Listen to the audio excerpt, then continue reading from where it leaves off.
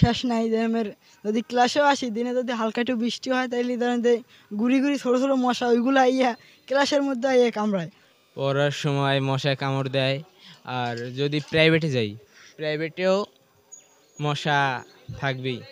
পাথরঘাটায় জলাবদ্ধতা এবং ড্রেনেজ অবস্থা খুবই ভয়াবহ, যার কারণে মশার গোডাউন বলা যায় এক প্রকার, যে পাথরঘাটায় মশার গোডাউন।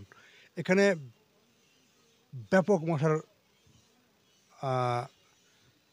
ব্যাপক মশার আনাগোনা, এবং এখানে পাথরঘাটা হসপিটালে ডেঙ্গু রোগী আছেন প্রচুর। প্রচণ্ড একটা অস্বস্তিকর অবস্থায় আছে পাথরঘাটাবাসী মশা নিয়ে। তো আমরা বিগত ইউনো স্যারের আমলে ওনার সময়কালে আমরা যথেষ্ট তৎপর দেখেছিলাম। যেহেতু এই মুহূর্তে ইউনো মহোদয় বেশ কয়েকটি দপ্তরে আছেন, উনি পৌর প্রশাসক হিসাবে আছেন। তো পৌরসভার পক্ষ থেকে এই মুহূর্তে আসলে আমরা এই মশা নিধনের জন্য কোনো তৎপরতা দেখছি না।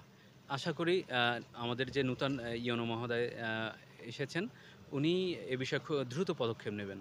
প্রকোপ কি বাড়ছে আগের চেয়ে বর্তমানে? জি, যেহেতু বর্ষা মৌসুম শুরু হয়ে গেছে, তো এই বর্ষার কারণেই যে ছোট ছোট জলাবদ্ধতার কারণেই আমরা জানি যে ডেঙ্গুর প্রকোপ বেড়ে থাকে, এবং সত্যিকার অর্থে এই মুহূর্তে আসলে অনেক বাজে একটা অবস্থা পাথরঘাটা পৌরসভাবাসীর জন্য। পাথরঘাটায় জানেন যে বিগত কয়েকদিন ধরে পাথরঘাটা ভারী বর্ষণের ফলে স্বাভাবিকভাবে জলাবদ্ধতা তো আছেই। এই জলাবদ্ধতার কারণে কিন্তু মশার উপদ্রব। বিগত কয়েকদিন ধরে পাথরঘাটা প্রচুর পরিমাণে মশা, এবং প্রায় ঘরেই কিন্তু জ্বর আছে, অসুস্থতা আছে। তা আমরা আশঙ্কা আছি যে ডেঙ্গুর প্রকোপ আসলে বৃদ্ধি পেতে পারে।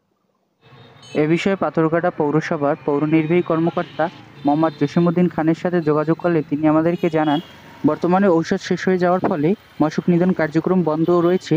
তবে কোরবানির পর ঔষধ কিনে আবার পুনরায় ফগার মেশিনের মাধ্যমে মশার ঔষধ প্রয়োগ করা হবে।